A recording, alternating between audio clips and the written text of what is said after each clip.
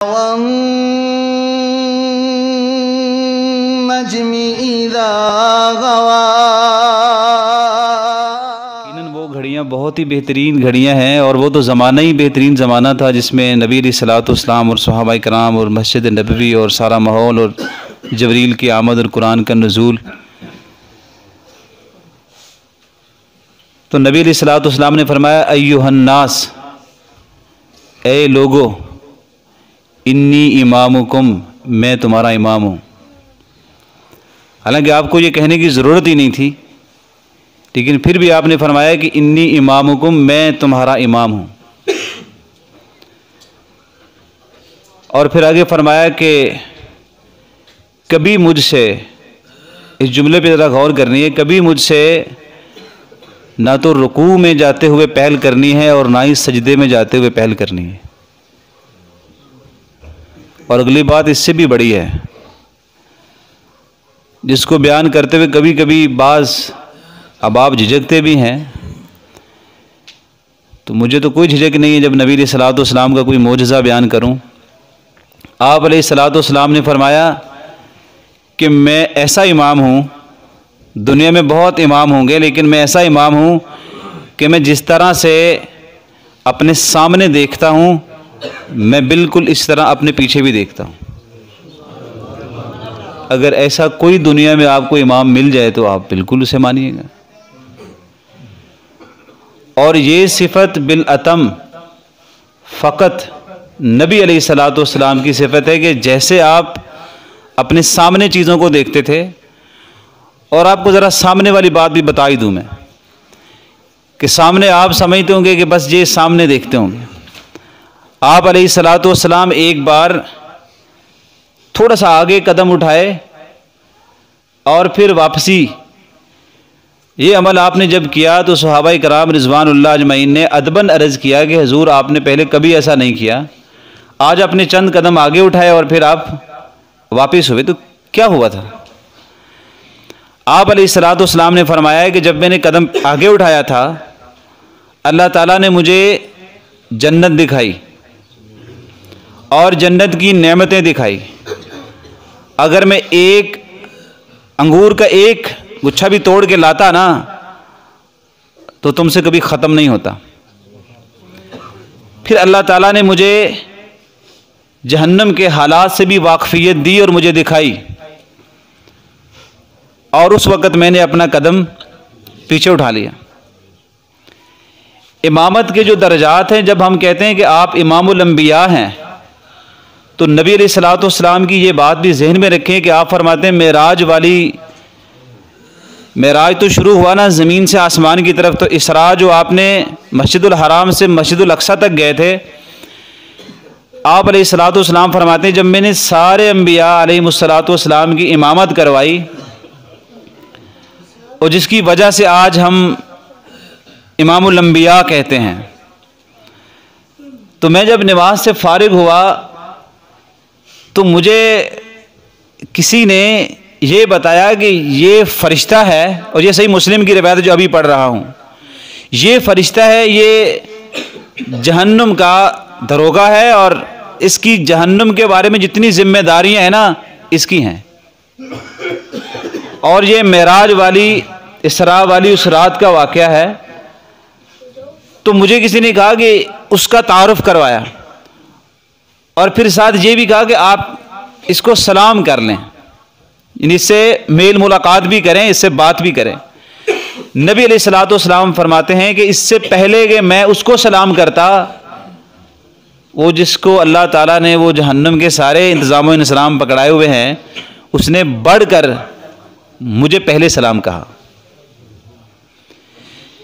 نبی علیہ الصلوۃ والسلام کی سیرت طیبہ میں جب یہ جملہ بولا جاتا ہے اور پڑھا جاتا ہے، تو اس کو اگر آپ صرف سرسری کسی امامت کے درجے پہ رکھ کے اگر بولتے اور پڑھتے ہیں تو میرے خیال سے ناانصافی ہے۔ نبی علیہ الصلوۃ والسلام کی امامت اور آپ کی اس امت کے ساتھ جو تعلق ہے، امام کا تعلق اپنی مسجد کے لوگوں کے ساتھ ہوتا ہے، اور پھر تھوڑا اللہ علم اگر زیادہ دے تو وہ ایک علاقے کو بھی اپنے علم سے نوازتا رہتا ہے۔ اگر اللہ تعالیٰ اس کو علم مزید دے تو وہ اپنے ضلع کو بھی نوازتا رہتا ہے. اللہ اس کو مزید علم دے تو ہو سکتا ہے وہ کسی زون تک اور پورے ملک تک اور پوری ریاست تک بھی اس کا فیض پہنچتا رہے. لیکن نبی علیہ الصلوۃ والسلام کی جو امامت ہے اس کا فیض اتنا وسیع ہے کہ آج دنیا بھر کے اندر جتنے بھی لوگ جن کے ساتھ امام کا کلمہ لگتا ہے، اس چیز کو چھوڑ دیجئے کسی فرقہ بندی کے دائرے میں رہنے کے بعد کہ آپ کسی خاص دائرے میں چلے جائیں، دنیا میں جو بھی انسان اپنے آپ کو امام کہلاتا ہے، وہ چاہے کسی چھوٹی سی بستی کے اندر ایک چھوٹی سی مسجد کے اندر چند نمازی لے کر بھی بیٹھا ہوا ہے، اس کے ساتھ امام کا لفظ اسی لیے لگا ہوا ہے کہ اس کا اصل امام محمد الرسول اللہ صلی اللہ علیہ وسلم ہے. اور آپ کا یہ فیض اتنا ہے کہ وہ تو مصلی امامت تو بہت بڑی چیز ہے. اس مصلی کی طرف بلانے والا جو بندہ جس کو آپ مؤذن کہتے ہیں کہ اذان دینے والا، اس کے بارے میں نبی علیہ الصلوۃ والسلام فرماتے ہیں قیامت والے دن اس کی گردن جو کہ بدصورت نہیں لگے گی، اس کی گردن باقی تمام لوگوں کی گردنوں سے بلند ہوگی جو اس کے اعزاز کے لیے ہوگی.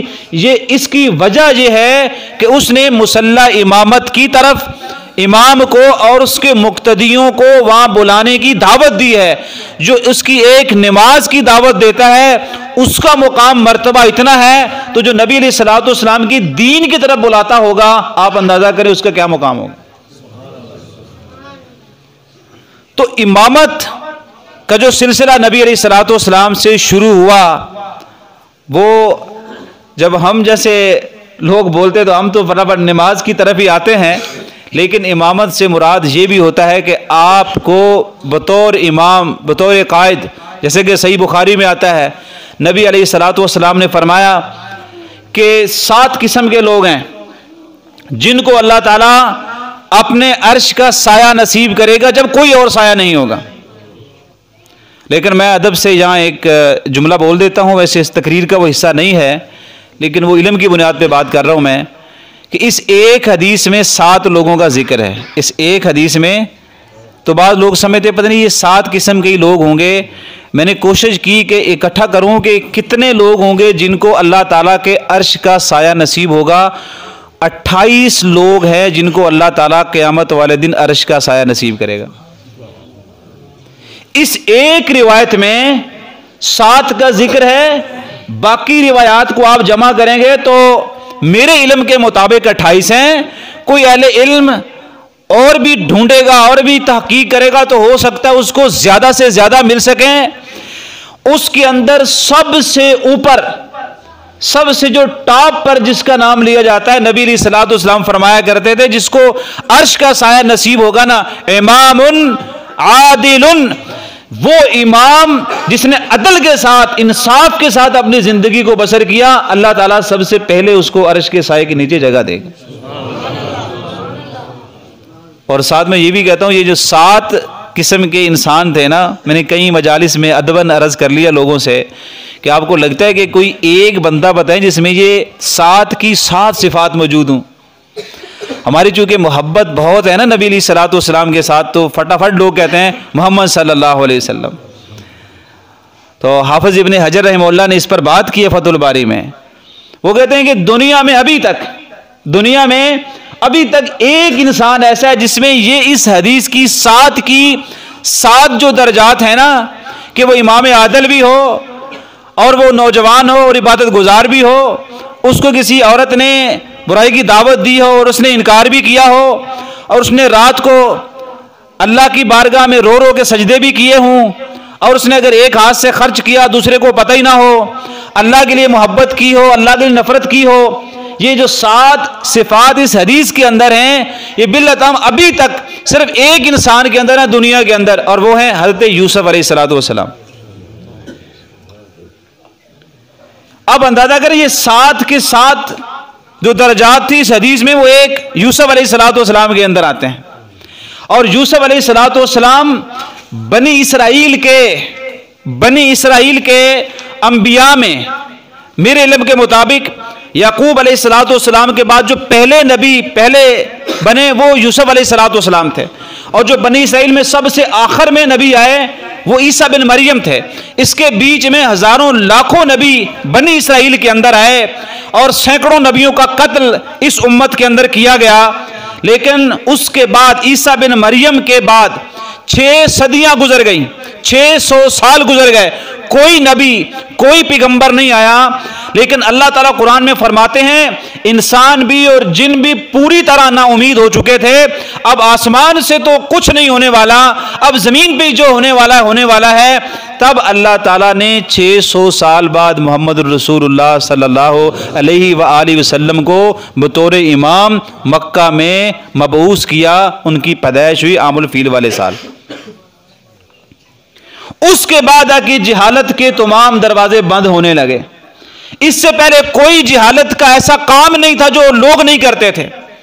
آپ اگر سیدہ عائشہ رضی اللہ تعالی عنہا کی جو روایات ہیں اگر ان کو مختلف پہلوؤں سے جمع کر لیں آپ کو حیرت ہوگی کہ اس میں کم از کم 1 درجن سے زیادہ ایسے عوامل جو برائی کی انتہا ہے وہ سیدہ عائشہ رضی اللہ تعالیٰ کی مختلف روایات میں آتا ہے کہ لوگ برائی کی کوئی ایسی قسم نہیں تھی جو وہ لوگ نہیں کرتے تھے، اور جس کو آپ زمانہ جہالت کا زمانہ کہتے ہیں اس زمانے کے اندر برائی کی ہر قسم جو معروف ہو چکی تھی۔ اس کے بعد جب نبی علیہ الصلوۃ والسلام تشریف لائے، آپ کی امامت میں قیادت میں جب سب سے پہلے آزاد مردوں میں ابو بکر صدیق رضی اللہ تعالی عنہ ایمان لے آئے، اور بچوں میں کم عمر لوگوں میں سیدنا علی کرم اللہ وجہہ ایمان لے آئے، اور خواتین میں سیدہ خدیجہ رضی اللہ تعالی عنہا ایمان لے کر آئیں۔ اس طریقے سے غلاموں میں زید بن حارثہ اسلام لے کر آ گئے، بعد میں یکے بعد دیگرے لوگ مسلمان ہوتے گئے۔ یہ جو جماعت بن رہی تھی آپ کی امامت پر ان کو اتنا یقین کامل تھا، جب تک آپ کو کسی امام کے اوپر یقین ہی نہیں آتا آپ اپنے لیڈر کو کبھی تسلیم ہی نہیں کرتے، آپ دنیا میں کامیابی نہیں ہو سکتے۔ اور یہ واحد نبی علیہ الصلوۃ والسلام کی صفت ہے کہ آپ ایک پہاڑی پر کھڑے تھے، آپ کے دائیں بائیں کوئی فرد و بشر کھڑا نہیں تھا۔ آپ کی امامت کا یہ جملہ ذہن میں رکھیے، زندگی بھر آپ کہہ رہے تھے قولوا لا الہ الا اللہ تفلحون۔ یہ پہلے امام ہیں جنہوں نے کھڑے ہو کے کہا تھا کہ تم صرف یہ کلمہ پڑھ لو، اس کے بعد تمہاری کامیابی زندگی کی پکی ہے۔ تملک العرب والعجم، اور یہ تمہاری کامیابی صرف دنیا کے اندر عربوں میں نہیں رہے گی، اجمیوں تک بھی آپ اس پوری حکمرانی کو لے کے چلیں گے۔ اور پھر ابو ہریرہ رضی اللہ تعالیٰ عنہ کا بیان یہاں مجھے بیان کرنا چاہیے جو صحیح البخاری میں ہے۔ آپ فرماتے ہیں میں نے نبی علیہ الصلوۃ والسلام سے ایک دن قریب جا کے عرض کر لیا، میں نے آپ سے عرض کیا حضور آپ مجھے صرف یہ بتا دیں آپ کی سفارش اور آپ کی شفاعت کا سب سے زیادہ حقدار کون ہے؟ اب صحیح بخاری پڑھ کے دیکھیں، نبی علیہ الصلوۃ والسلام نے فرمایا تیرے سوا یہ سوال مجھ سے کبھی کسی نے نہیں کیا، تیرے سوا یہ سوال مجھ سے کبھی کسی نے نہیں کیا۔ اور پھر آپ نے فرمایا میں تجھے جواب یہ دیتا ہوں کہ من قال لا الہ الا اللہ بقلبہ، کہ جس نے یہ لا الہ الا اللہ اپنے دل سے پڑھ لیا، وہ پہاڑی پر کھڑے ہو کر بھی کہا تملک العرب والعجم، یہاں بھی تمہاری کامیابی پکی ہے۔ اور کئی سالوں کے بعد ایک سائل کے سوال پر بھی آپ یہ کہہ رہے ہیں کہ جس انسان نے یہ کلمہ توحید کو دل سے پڑھ لیا اور پڑھنے کے بعد اگر قرآن کریم کی ان آیات کو ساتھ ملا لیں، اس نے یہ کہہ دیا کہ ربنا اللہ، ہمارا رب اللہ تعالیٰ ہے، ثم استقاموا، اور پھر اس پہ استقامت اختیار کر لی، جیسا کہ ایک صحابی آگے عرض کرتے ہیں حضور مجھے ایسی بات بتا دیں کہ جو مجھے کسی اور سے نہ پوچھنی پڑے۔ آپ کہتے ہیں جب تو یہ کہہ دے اللہ میرا رب ہے ثم مستقم، پھر اس پہ استقامت اختیار کر جا۔ ابو ہریرہ پوچھتے ہیں آپ کی شفاعت کا سب سے زیادہ حقدار کون ہے؟ آپ کہتے ہیں جو کلمہ توحید کو دل سے پڑھے گا قیامت والے دن وہ میری شفاعت کا سب سے زیادہ حقدار ہوگا۔ یہ امامت ہے جو دنیا میں بھی آپ کو فائدہ دیتی ہے اور آپ کو آخرت میں بھی فائدہ دیتی ہے۔ اور امام بن جانا تو اپنی جگہ پر، لیکن ایک جملہ آپ سے ذکر کرنا شاید مجھے مناسب لگ رہا ہے، اور میں ذرا اعتدال سے گفتگو کرتے ہوئے جملہ ایڈ کروں گا تاکہ آپ یہ نہ سمجھیں کہ میں نے سخت بات کر دی ہے۔ جب اللہ تعالیٰ کسی کو کچھ عطا کرتا ہے نا تو یا تو وہ بڑا متکبر ہو جاتا ہے یا اترانے لگتا ہے۔ اس کی مثالیں دنیا میں موجود ہیں اور آپ تو قریب سے بھی دیکھتے ہوں گے۔ آپ نے فرعون کا، حامان کا، شداد کا جو قصہ سنا ہے نا، ان کے پاس شاید علم نام کی کوئی چیز ہو نہ ہو، جو ان کو دنیا ملی تھی اسی پہ اترا کے دنیا کے اتنے بڑے ظالم و جابر بنے۔ آج جب کبھی مثال دینی ہو تو فرعون کا نام لے کے کہتے ہیں یہ ظالم ہے، اور ظلم کو اور فرعون کو برابر بولتے ہیں، جہالت کو ابو جہل کو برابر بولتے ہیں، لیکن ان کے تکبر بھی انتہا پر تھے۔ اب دیکھیں عطا رب کرے اور اس پہ آزمایا بھی جاتا ہے۔ اللہ تعالیٰ نے نبی علیہ الصلوۃ والسلام کو جن صفات کے ساتھ نواز دیا ہے، جن صفات کے ساتھ نبی علیہ الصلوۃ والسلام کو نواز دیا، آپ خود فرماتے تھے، آپ کہتے تھے حشر والے دن سب سے پہلے میں اٹھوں گا، اور حشر والے دن لواء الحمد، اللہ کی تعریف کا جھنڈا میرے پاس ہوگا، اور مقام محمود پر صرف میں بیٹھوں گا اور اپنے امتیوں کی سفارش بھی کروں گا۔ اس کے علاوہ آپ نے کہا میں سید ولد آدم، آدم علیہ الصلوۃ والسلام کی اولاد کا سردار بھی ہوں، اور اس کے علاوہ وہ امام الانبیاء بھی ہیں۔ لیکن یہ ساری باتیں بتانے کے بعد قرآن بھی نازل ہوا، سب سے اعلیٰ کتاب، جس شہر میں تھے وہ شہر بھی سب سے اعلیٰ، جس شہر میں ہجرت کر کے گئے وہ بھی سب سے اعلیٰ، جس مسجد میں نماز پڑھتے تھے وہ مسجد بھی سب سے اعلیٰ، جو عبادت نماز پڑھتے تھے وہ نماز عبادت میں سب سے اعلیٰ، اور جو وقت زمانہ آپ کا تھا وہ سارے زمانوں سے اعلیٰ۔ لیکن آپ فرماتے ہیں مجھے ان تمام باتوں کے ہوتے ہوئے آج تک کبھی بھی فخر کا، غرور کا میں نے اپنے دل میں سوچا بھی نہیں۔ اور ایک دن اتنی خوبصورت بات ہے جو صحیح البخاری میں ہے کہ ایک صحابی نے ایک جن کو پکڑ لیا اور وہ پکڑ کر نبی علیہ الصلوۃ والسلام کی بارگاہ میں لے آیا۔ آپ علیہ الصلوۃ والسلام نے فرمایا آپ ایسا کریں، اس کو اس ستون کے ساتھ باندھ دیں۔ جب وہ باندھنے کا ارادہ کیا نا، آپ کہتے ہیں نہیں اس کو چھوڑ دیں، اور مجھے یہ بات بہت اچھی لگی اور آپ سے اسی لیے بیان کر رہا ہوں۔ آپ کہتے ہیں کہ بات اصل میں یہ ہے کہ سلیمان علیہ الصلوۃ والسلام نے دعا کی تھی، یا اللہ جو حکومت تو نے مجھے دی ہے ایسی حکومت کسی اور کو نہ دینا۔ میرا دل چاہتا ہے کہ سلیمان علیہ السلام نے ان پہ حکومت کی ہے، میں نہیں چاہتا کہ میرے اس بھائی نے حکومت کی ہو اور میں اس طرح کی حکومت کروں، اسے چھوڑ دیا جائے۔ یعنی اقدار اتنے ہیں کہ صدیوں پرانی بات بھی ذہن سے نہیں جاتی۔ اور پھر ایک دن کسی نے کہہ دیا، دو لوگ آپس میں بات کرنے لگے، میں بھی ہو سکتا اس میں کوئی ایک عیسائی ہو اور ایک مسلمان ہو، دونوں کا آپس میں تھوڑا تنازع ہوا، محمد افضل ہیں، عیسیٰ بن مریم افضل ہیں، یونس بن متی افضل ہیں، یہ اس طرح کی بات ہونے لگی۔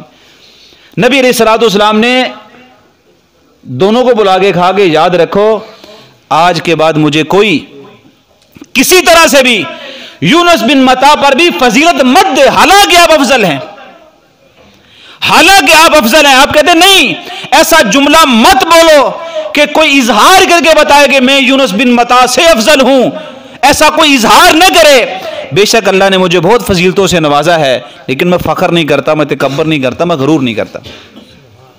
اگر اللہ تعالیٰ نے آپ کو کسی مسجد کا امام بنا دیا ہے، ادباً عرض کر رہا ہوں، اور یہی وہ سخت بات ہے جو میں کر، اللہ نے آپ کو امامت کے کسی، اور امامت صرف مسجد کی نہیں، آپ کسی اپنی فیملی کے بھی امام ہو سکتے ہیں، آپ کسی ریاست کے بھی امام ہو سکتے ہیں، آپ کسی ادارے کے امام ہو سکتے ہیں، آپ کسی گورنمنٹ کے ادارے کے بھی امام ہو سکتے ہیں۔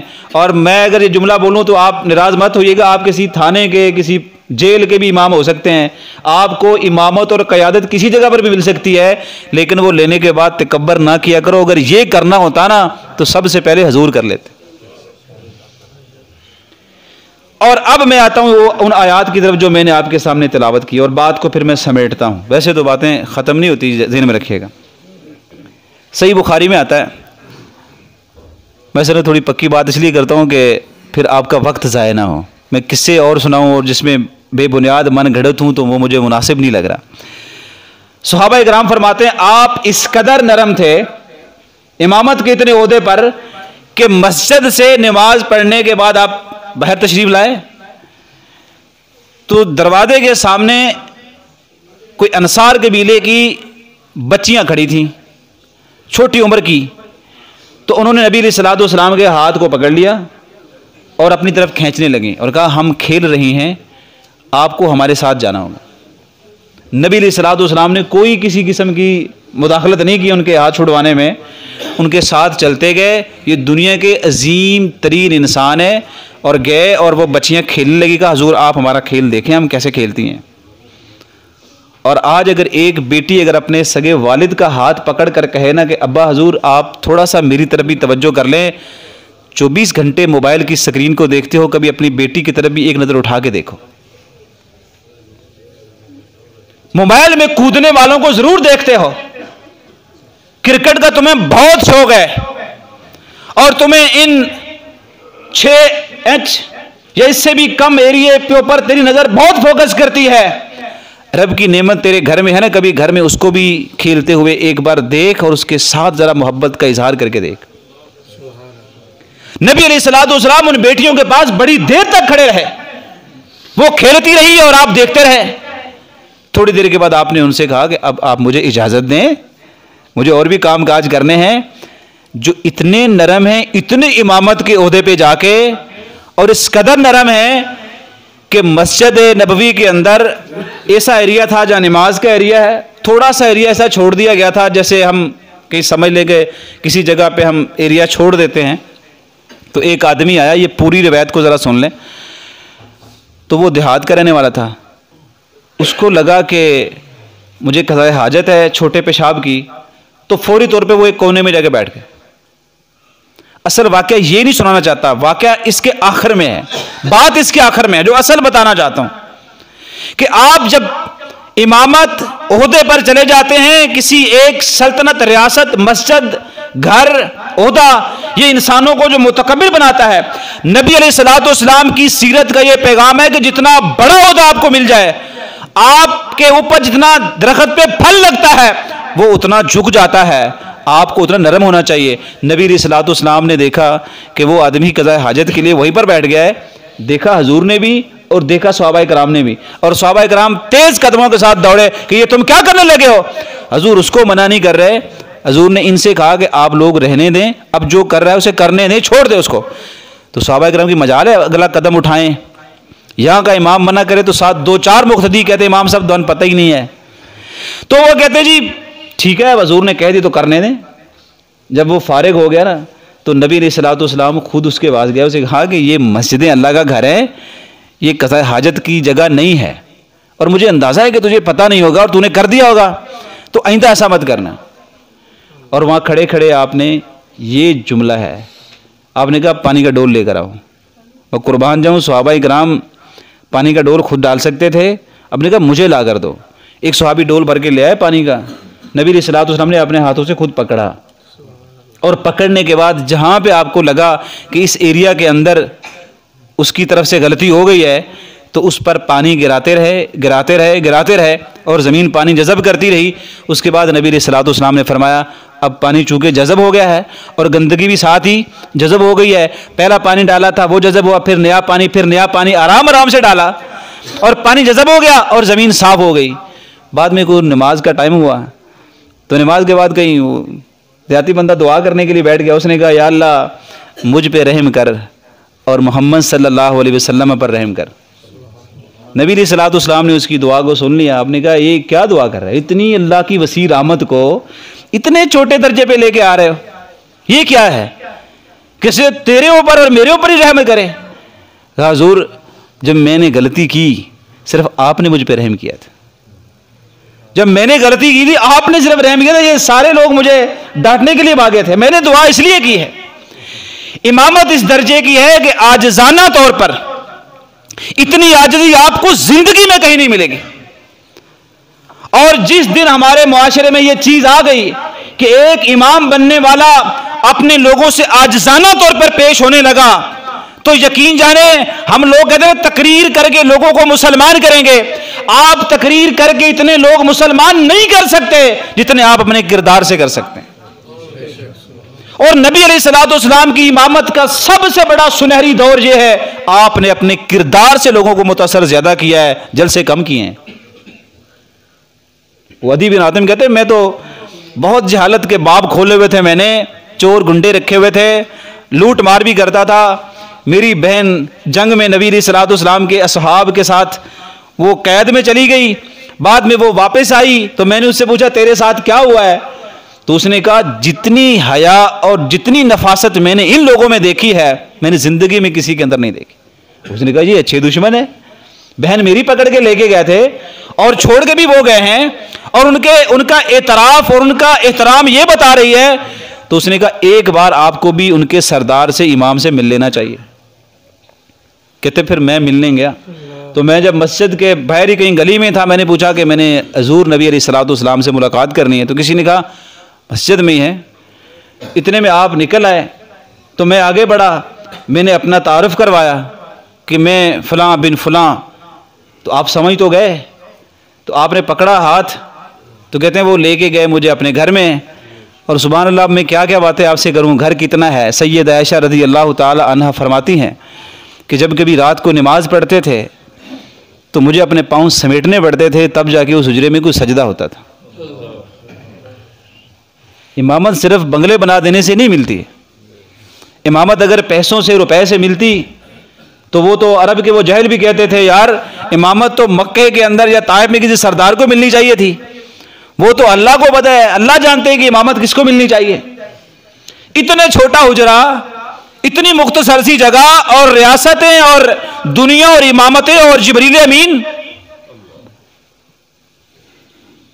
تو اندر لے گئے تو چٹائی ایک ہی پڑی تھی، اس پر عدی بن حاتم کو بٹھایا، وہ بیٹھ گئے تو کہتے میرے دل میں یہ آیا کہ مجھے لگتا ہے کہ اپنے لیے کوئی اور مناسب جگہ ڈھونڈیں گے اور وہیں بیٹھیں گے اور پھر بات کریں گے، کوئی لائیں گے اپنے لیے یہاں پہ مسند۔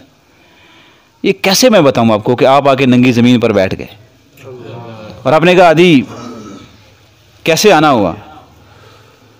کہتے سمجھ نہیں آتی کہ، اور پھر کہا کہ تجھے ایک بات بتاؤں تو مسلمان کیوں نہیں ہو جاتا؟ سیدھی پوائنٹ کی بات کی۔ تو کہتے میں تھوڑا سا جھجک گیا، پھر آپ نے کہا جھجک اس لیے رہے ہو تم کہ تو دیکھتا ہے کہ میرے صحابہ کے کپڑے پرانے ہیں اور ان کے پاؤں میں جوتے نہیں ہیں اور یہ غریب لگتے ہیں آپ کو۔ ایک دن ایسا آئے گا اگر تیری زندگی حیات اگر طول ہوئی نا، اگر لمبی زندگی ہوئی، یہ کیسر و کسرا کے جو خزانے ہیں نا یہ ہمارے ان لوگوں کے پاؤں کے نیچے ہوں گے۔ اور تجھے بتاؤں تیرے بھی چور لٹیرے تو نے بہت بنائے ہیں، لیکن ہم بھی اپنی امامت میں اتنا امن قائم کر کے جائیں گے کہ وہ دور دراز سے آنے والی عورت جس کو رات بھی راستے میں ہوگی، شاید دن بھی راستے میں ہوگا، پھر وہ اکیلی سواری کرے گی، ایسا ہوگا یا کہیں ایک بار ہوگا، اور وہ اپنے سارے زیورات بھی پہن کے نکلے گی نا، ایک اللہ کے ڈر کے سوا اس کو کسی کا ڈر نہیں ہوگا۔ امامت بنتی تب ہے جب انسان کے اندر وہ وصف موجود ہو جو اللہ نے قرآن میں بیان کی ہے۔ عزیز علیہ ما عنتم، تکلیف تمہیں ہوتی ہے، اس کا احساس نبی کے دل میں جاتا ہے۔ وہ رات کبھی یاد کریں کہ بدر کے قیدیوں میں حضور اپنے حجرے میں رو رہے تھے، میں ذرا مختصر کر رہا ہوں وقت کیونکہ اینڈ پہ ہو رہا ہے۔ تو کسی صحابی نے ابوبکر صدیق رضی اللہ تعالیٰ عنہ، عمر بن خطاب رضی اللہ تعالیٰ عنہ آ کے کہتے ہیں، عرض کرتے ہیں حضور آپ کیوں رو رہے ہیں؟ آپ نے کہا میرے چاچا عباس کو انہوں نے قیدیوں میں باندھا ہوا ہے اور مجھے پتا ہے کہ وہ مسلمان ہیں، وہ تو میری طرف سے کہنے پر مکے رکے تھے ورنہ وہ تو پہلے آتے میرے ساتھ، تو میرے چاچا کو باندھا ہوا ہے اور اس کی رسیاں جو ہے نا اتنی ٹائٹ ہیں کہ اس کی تکلیف مجھے محسوس ہو رہی ہے۔ تو کسی صحابی نے کہا حضور ہم جا کے کھول دیتے ہیں۔ آپ نے کہا انصاف کی بات نہیں ہے کہ میرے چچا کے بازو کھول دیے جائیں اور باقی قیدیوں کے نہ کھولے جائیں۔ آپ نے کہا اگر آپ نے رسیاں ڈھیلی کرنی ہے یا تو سب کی کریں گے یا پھر کسی کی بھی نہیں کریں گے۔ ہم امام ہیں لیکن ناانصافی نہیں کرتے، دل میں احساس ہے ہمارے، اور دل میں احساس اتنا ہے کہ صحیح البخاری میں یہ حدیث امام بخاری 1 درجن سے زیادہ مرتبہ لائے ہیں۔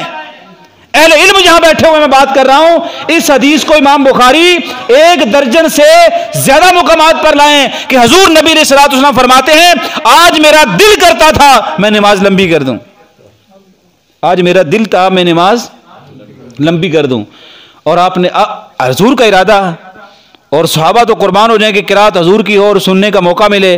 کہ آج میرا بہت دل کر رہا تھا میں نماز لمبی کر دوں، لیکن جو عورتوں کی جائے نماز ہے نا، وہاں سے مجھے ایک بچے کے رونے کی آواز آئی، میں نے نماز مختصر کر دی، اس کے رونے کی وجہ سے اس کی ماں کو تکلیف نہ ہو. امامت کے تقاضے جب تک سمجھ میں نہیں آتے امام کیسا ہے. یہ وہ واحد امام ہے جنہوں نے زندگی میں کبھی جھوٹ نہیں بولا. یہ وہ واحد امام ہے زندگی میں کبھی کسی کو دھوکہ نہیں دیا. وہ ابو سفیان اس وقت تو مسلمان بھی نہیں تھے. میں تو سیرت کی جب تقریر کروں تو میں کہتا ہوں ہمارے بچوں کو یہ حدیث تو ہرقل کا واقعہ اور ابو سفیان کا مکالمہ پورے طریقے سے یاد ہونا چاہیے. اس میں نبی علیہ الصلوۃ والسلام کے حسب و نسب سے لے کے حضور کے مقصد تک اس بادشاہ نے پوچھا ہے. اور اس میں ایک سوال وہ یہ بھی کر رہا تھا، ابو سفیان مجھے یہ بتاؤ کہ کبھی زندگی میں تمہارے ساتھ اس نے جھوٹ بولا ہو؟ دشمن تھے دونوں، کوئی دوست نہیں بیٹھا ہوا تھا. کہتا اس بات کی میں گارنٹی دیتا ہوں اس نے ہمارے ساتھ کبھی جھوٹ نہیں بولا. کہا کبھی دھوکہ دیا ہو؟ خواہ زندگی میں آج تک محمد صلی اللہ علیہ وسلم نے ہمیں دھوکہ نہیں دیا. تو امامت کا جو لفظ بولا جاتا ہے اس کے ساتھ ساتھ اس کے تقاضوں کو بھی سمجھنے کی کوشش کریں. اصل وہ سیرت ہے ہی وہ کہ اگر آپ امام ہیں اور آپ نبی علیہ الصلوۃ والسلام کے پیغام کو سمجھتے ہیں، آپ کی زندگی میں یہ خوبصورتی ہونی چاہیے جو نبی علیہ الصلوۃ والسلام کی زندگی میں بطور امام ہر جگہ پر تھی. میدان جہاد میں بھی تھی، مسلح امامت پر بھی تھی، اور گھر میں بھی تھی، کاروبار میں تجارت میں بھی تھی، اور علم کے پڑھانے میں ایز اے ٹیچر بھی تھی. صحابہ کرام فرماتے ہیں اتنا رحم دل، اتنا شفیق معلم زندگی میں ہم نے کبھی نہیں دیکھا. اور ایک صحابی کہتے ہیں میں نے نماز میں چھینک مجھے آ گئی تو میں نے کہہ دیا الحمدللہ. تو بعد میں جب سلام پھرا تو سب مجھے دیکھ رہے تھے. اور میں کبھی میں محبتاً کہتا ہوں اب کبھی کسی کا موبائل آن رہ جائے نا اور بڑی بے ہنگم قسم کی ٹون لگائی ہو اس نے، تو نماز میں جو کہ سناٹا ہوتا ہے جب وہ بجنے لگے تو بعد میں سارے نمازی اس کو گھورتے ہیں. ایسا ہوتا ہے کہ نہیں ہوتا؟ تو ایسا نہ ہونے دیا کریں. کہتے ہیں میں نے یہ کر دیا اور نماز سلام پھیرنے کے بعد سب مجھے دیکھ رہے تھے. حضور نبی علیہ الصلوۃ والسلام نے بھی مجھے دیکھا اور آپ نے کہا پیارے کوئی بات نہیں، یہ نماز صرف قرات، اللہ کی کبریائی، قرات، تسبیح اور اللہ کی حمد و ثنا ہے. اب اس میں چھینک کا جواب نہ دیا کرو، یہ بعد میں بھی ہو سکتا ہے. اور اس قدر نرمی ہے کہ صحیح بخاری میں نبی علیہ الصلوۃ والسلام کا یہ واقعہ حیران کن ہے. اور میں حیران کن اس لیے کہہ رہا ہوں کہ آپ نبی کی عظمت کو پہلے سمجھیں. امام الانبیاء ہے اور آخری پیغمبر ہیں اور قرآن نازل ہو رہا ہے اور ساری چیزیں، اور عام ترین نماز میں سجدے میں آپ چلے گئے، سجدہ لمبا کر دیا. صحابہ کرام کو پریشانی ہوتی تھی سجدہ بہت لمبا ہو گیا ہے، سر اٹھا ہی نہیں رہے حضور، روٹین سے ہٹ کر لمبا سجدہ ہے.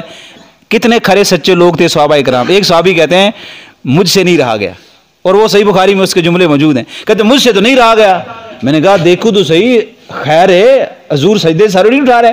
کہتے ہیں میں نے جب سجدے سے سر اٹھا لیا، میں نے اوپر دیکھا، میں نے دیکھا کہ حسن یا حسین رضی اللہ تعالیٰ عنہما سے میں کوئی ایک آپ کی کمر کے اوپر بیٹھا ہوا تھا. تو میں نے واپس سر سجدے میں رکھ لیا. میں سمجھ گیا بات. پھر آپ نے سجدے سے بڑی دیر کے بعد سر اٹھایا تو صحابہ کرام کو چونکہ اندر ہی پریشانی تھی.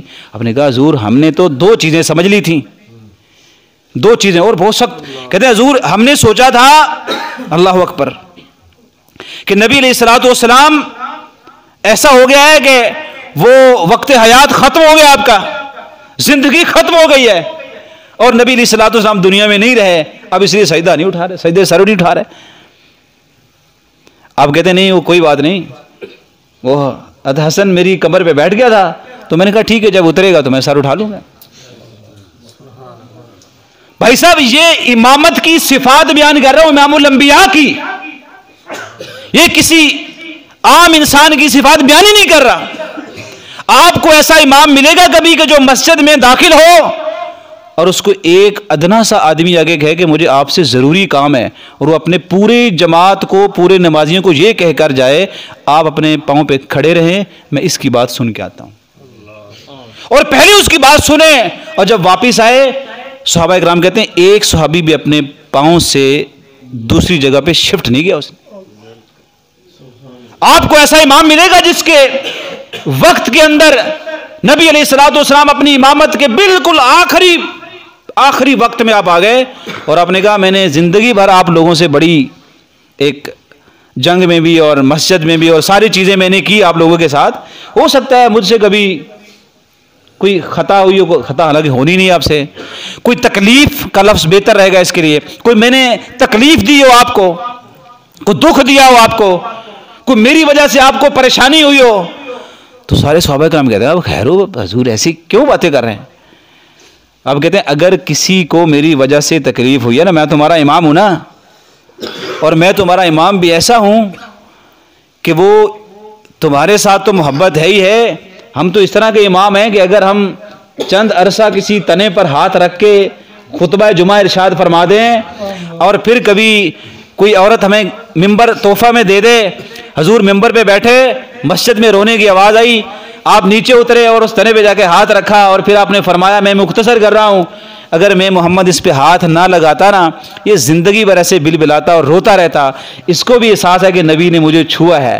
ये इतने बड़े इमाम हैं और इतने बड़े इमाम भी हैं कि जिनमें आजिज़ाना तौर पे ये भी है, सहाबा किराम फरमाते रात भर बारिश बरसती रही और हमारी मस्जिद का छत बहता रहा, सुबह फजर की नमाज आपने पढ़ाई, आपने सजदा किया, सजदे की जगह पर पानी जमा हो चुका था, कीचड़ था, आपके नाक पर आपके माथे पर मट्टी लगी हुई थी, आपने जब सलाम फेरा हमारी तरफ, हमने उस मट्टी को आपके चेहरे पर हमने देखा, लेकिन आपने शिकवा तो नहीं किया।